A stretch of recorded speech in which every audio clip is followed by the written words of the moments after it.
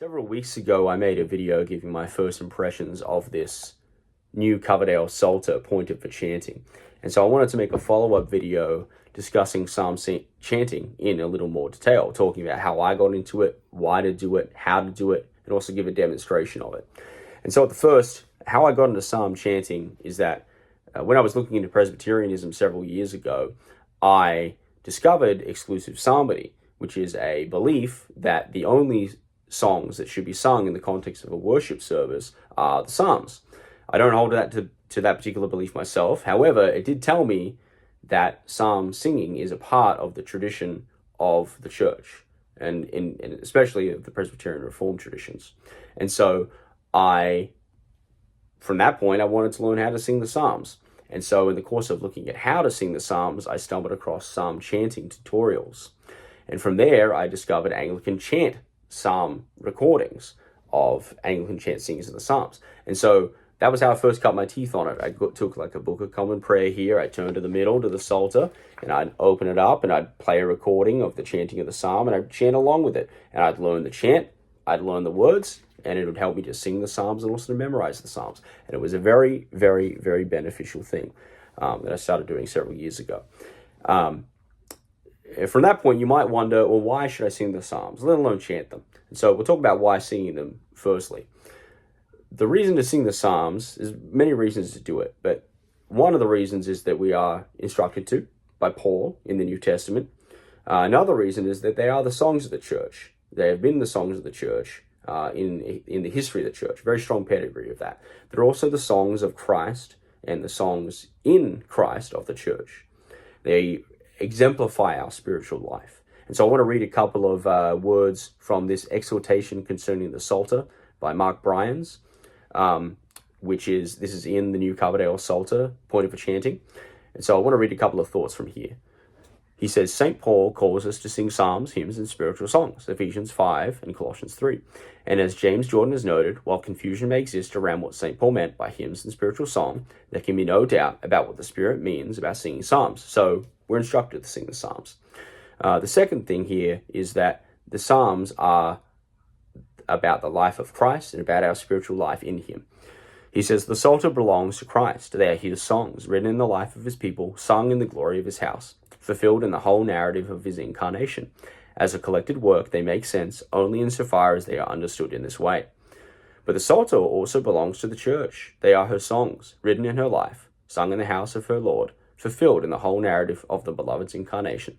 As a collected work, they are made glorious when the songs of Jesus become the songs of the church.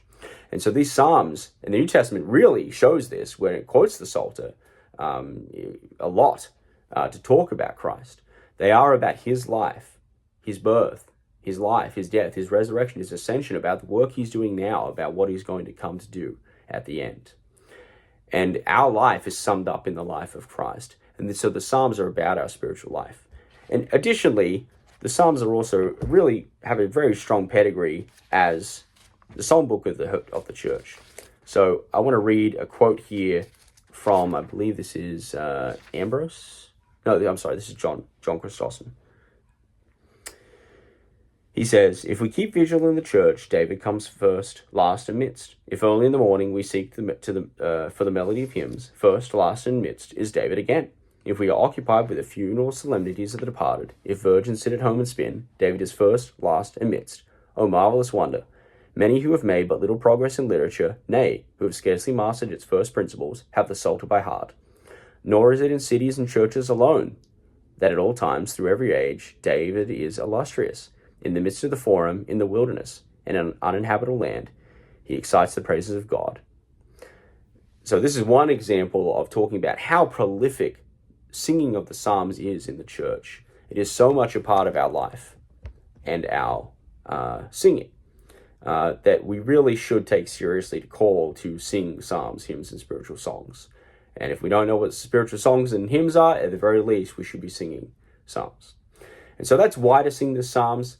And then the second question you may have is, well, why chant them? Okay, that's a good question as well. There are plenty of different ways to sing psalms. You may know that there are several hymns that are based on psalms, or psalms that have been turned into a hymn format. There are psalms that are put to meter. So psalms where they take the Psalms. They move the words around a little bit just to make it fit within the certain time of a melody, of a tune that's set to meter. And it's, you might recognize some of the tunes for that. And so that's another way that people sing the Psalms. And then we've also got psalm chanting, of course. So I'm not saying that any of these other ways of singing the Psalms are bad. They're not. Singing the Psalms as meter is great. We do that in my church. We sing from the Psalms in the Trinity Psalter hymnal, and it's perfectly functional. It's great. It's good. It's wonderful. However, I want to advocate for chanting for a couple of reasons. Partly, it's the simplicity. There is usually very little variation in the notes in a chant. So it's very accessible in terms of like the range or what have you. So that makes it very simple to do. It really accords with Reformed principles of simplicity and accessibility in worship. Beauty is another thing about it. If you've never heard people chanting Psalms, it's a really beautiful thing. I encourage you to look it up. I'll probably put some links in the description of this video to where you can see some videos of that. There's absolutely a beauty in the simplicity of chanting Psalms. Additionally, I'd talk about accessibility as a really strong benefit of Psalm chanting. I have very little musical knowledge myself, but with just a little bit of looking into how to do it, given that there's so little variability in the notes, it's really easy to get into and really easy to do. And you've got, like I talked about before, there are plenty of recordings of it. The Psalter is prolific. You can find it anywhere. You can look it up online. It's just picking up the Bible. You can pick up your own Bible and do it, as I'll demonstrate in a minute. And so the accessibility, you can't beat it. You can't beat it. And then also adaptability. You can pick up a Bible and start chanting the Psalms. You don't need to modify the words. If you're going to memorize Scripture, you can memorize it, like in the case of Psalms. If you put it in meter, then it's perfectly acceptable. It's not like that's a bad thing. But a great strength of chanting the Psalms is you can just take a Bible and you want to memorize the Psalm in that format, you can learn a chant, you can chant that Psalm, and you can memorize that Psalm in that format. You don't need to modify the words and move it around at all. There's a flexibility and adaptability that makes memorability really easy with chanting the Psalms. And so that's why I think you should do it. That's why I think it's a good thing. I have really benefited from doing this myself. It's a really beautiful thing to me. Okay, so at this point, I want to demonstrate some ways that you can sing the Psalms to show you how it works a little more. I'm going to be doing a couple of different things here, and I'll tell you what I'm doing as I do them. But I want to show you the flexibility, the adaptability, the simplicity of Psalm chanting. And so I'm going to start with Psalm 1 in this Book of Common Prayer here. And forgive my voice. I don't claim to be a great singer or anything like that. I'm functional. All right, here we go. I'll just sing a portion of each of these psalms that I'm demonstrating. All right. Blessed is the man that hath not walked in the counsel of the ungodly, nor stood in the way of sinners, and hath not sat in the seat of the scornful. But his delight is in the law of the Lord, and in his law will he exercise himself day and night. And he shall be like a tree planted by the waterside, that bringeth forth his fruit in due season. Its leaf also shall not wither, and look, whatsoever he doeth, it shall prosper. Okay, that's Psalm 1 in this Book of Common Prayer Psalter. The next thing I'm going to demonstrate here is chanting from this New Coverdale Psalter pointed for chanting. So I'm going to chant a part of the Psalter that I've chanted recently, Psalm 119, just the first part, and just a little bit of it at least. Could get my note here. Blessed are those who are undefiled in their ways, and walk in the law of the Lord. Blessed are those who keep his testimonies, and seek him with their whole heart. Even those who do no wickedness, and perfectly walk in his ways. You have ordered your precepts, that we should diligently keep them. Okay, so that's that part of that psalm there, and that's in a plain song. So a little different to that Anglican chant one. Of course, in the Anglican chant one, it would normally be sung in 4 parts. This particular one, the plain song is not sung in parts, but that's that from that Psalter there.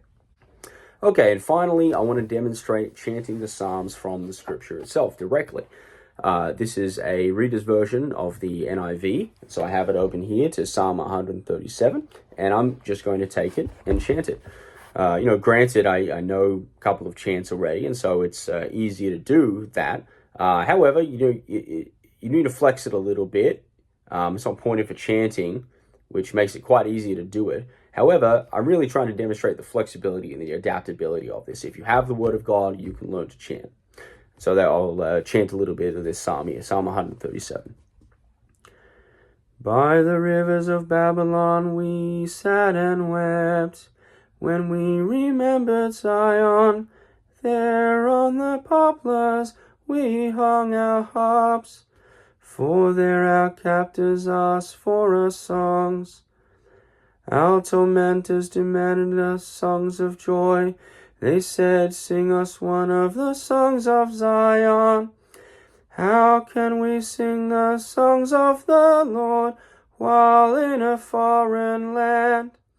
If I forget you, Jerusalem, may my right hand forget its skill. May my tongue cling to the roof of my mouth, if I do not remember you. That's all, a little bit of a demonstration of how you can sing the Psalms, how you can chant the Psalms. I find it particularly helpful to me. It is a very beautiful way to sing the Psalms. We're singing with the church, whose songbook has been the Psalms for the longest time. It is a wonderful way to get the words of Christ in your heart and to make it a part of your spiritual life day to day, singing, chanting the Psalms. And so I hope you can see from these demonstrations I've been giving the simplicity, the ease, the flexibility, the adaptability of chanting the Psalms. If you want to learn any more about chanting the Psalms, I'm going to put a bunch of resources in the description. If you have any questions or comments or thoughts, any ways that you think the Psalms have benefited you personally, however it is you've been making them part of your life, I'd love to hear about it in the comments below. And so I hope you go from this video that you take this as an opportunity to make the Psalms a part of your spiritual life. In as much as they are the life of Christ, they are part of our spiritual life as we are united to Christ. And so, going forward, I'm going to make some more videos about psalm chanting. I'm going to talk a little bit more about how I'm using the this new Coverdale Psalter pointed for chanting day to day. I want to talk a little bit more about how I'm using this thing I got here, the St. Bernard's Breviary, in my daily prayer, and talk about how it's kind of changing my spiritual life and the life of my family, spiritual life of my family. And so that is all I've got for this video. Any thoughts, comments, ideas you have, please drop them in the comments, and I'll see you in the next video. May God bless you.